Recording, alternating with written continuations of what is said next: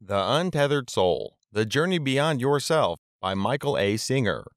Michael Allen Singer is a best-selling author, a meditation center founder, and a former software programmer.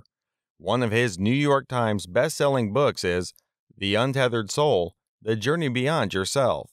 In this book, we will learn there are many choices we make in life, but in the end, it all boils down to one basic underlying decision. Do you want to be happy or not? It's that simple. By tapping into traditions of medicine and mindfulness, Michael Singer teaches us how to develop our consciousness that will let us dwell in the present moment and let go of painful thoughts and memories that keep us from achieving happiness and self-realization. To him, there is nothing more important to true growth than realizing that you are not the voice of the mind. You are the one who hears it. The book begins by walking us through our relationship with our thoughts and emotions, helping us uncover the source and fluctuations of our inner energy. Your thoughts don't define you, they're just outputs of what your consciousness perceives. Take a moment to examine the difference between your experience of the outside world and your interaction with the mental world. When you're just thinking, you're free to create whatever thoughts you want in your mind, and these thoughts are expressed through the voice. True personal growth is about transcending the part of you that is not okay and needs protection.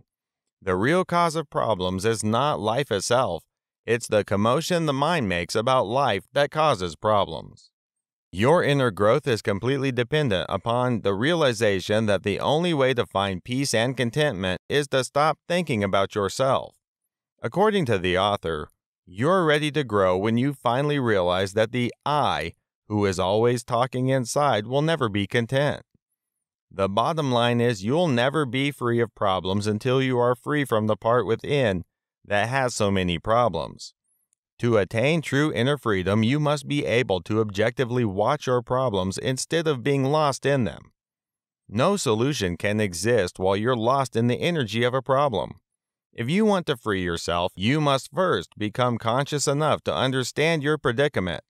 Then you must commit yourself to the inner work of freedom. You do this as though your life depended on it, because it does. Stand firm in the seat of the witness and release the hold that the habitual mind has on you. This is your life. Reclaim it. One of the great saints, Ramana Maharshi, used to ask, "Who am I?"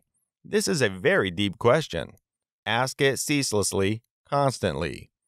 Ask it and you will notice that you are the answer. There is no intellectual answer. You are the answer. Be the answer and everything will change. If you go very deep, that is where you live. You live in the seat of consciousness. A true spiritual being lives there, without effort and intent. Consciousness is one of the great mysteries in life. Inner energy is another. You should know about this energy because it's yours. It's your birthright and it's unlimited. You can call upon it anytime you want. The only thing you have to know is that opening allows the energy in and closing blocks it out.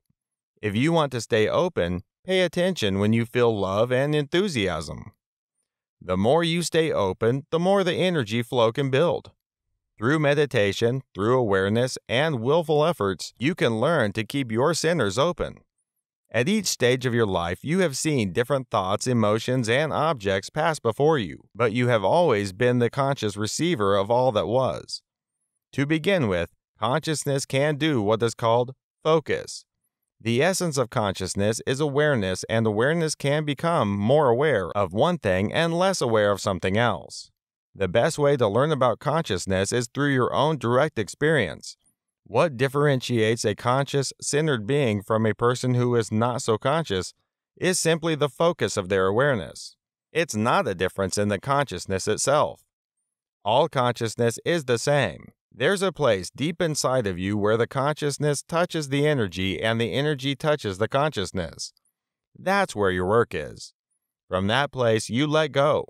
Once you've let go every minute of every day, year after year, then that's where you'll live. Nothing will be able to take your seat of consciousness from you.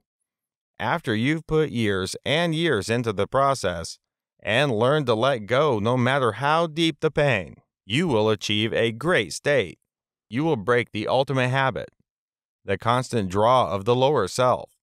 You will then be free to explore the nature and source of your true being, pure consciousness. The spiritual journey is one of constant transformation. To grow, you must give up the struggle to remain the same and learn to embrace change at all times. The prerequisite to true freedom is to decide that you do not want to suffer anymore. You must decide that you want to enjoy your life and that there is no reason for stress, inner pain, or fear. To end suffering, you must first realize that your psyche is not okay. You must then acknowledge that it does not have to be that way. It can be healthy. Another essential requirement for true spiritual growth and deep personal transformation is coming to peace with pain. When you are comfortable with pain passing through you, you will be free. This world will never be able to bother you again because the worst the world can do is hit the pain stored within you. Ultimately, the word beyond captures the true meaning of spirituality. In its most basic sense, going beyond means going past where you are. To go beyond, you must keep going past the limits that you put on things.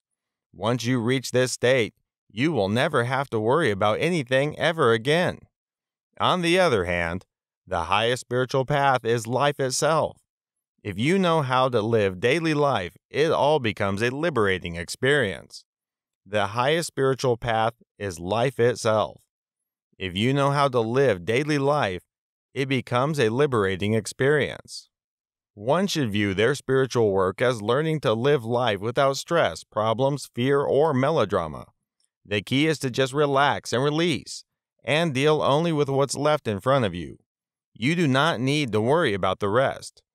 If you relax and release, you will see that it puts you through tremendous spiritual growth. Conversely, it is truly a great cosmic paradox that one of the best teachers in all of life turns out to be death. Anytime you're having trouble with something, think of death. Death is a great teacher. You must not be afraid to discuss death. Don't get uptight about it. Instead, let this knowledge help you live every moment of your life fully, because every moment matters. Learn to live as though you are facing death at all times, and you'll become bolder and more open. Don't waste a moment of life trying to make other things happen. Appreciate the moments you are given. Don't you understand that every minute you're a step closer to death? This is how to live your life. Let's end this with a quote from the author himself. You live it as though you are on the verge of death, because you are.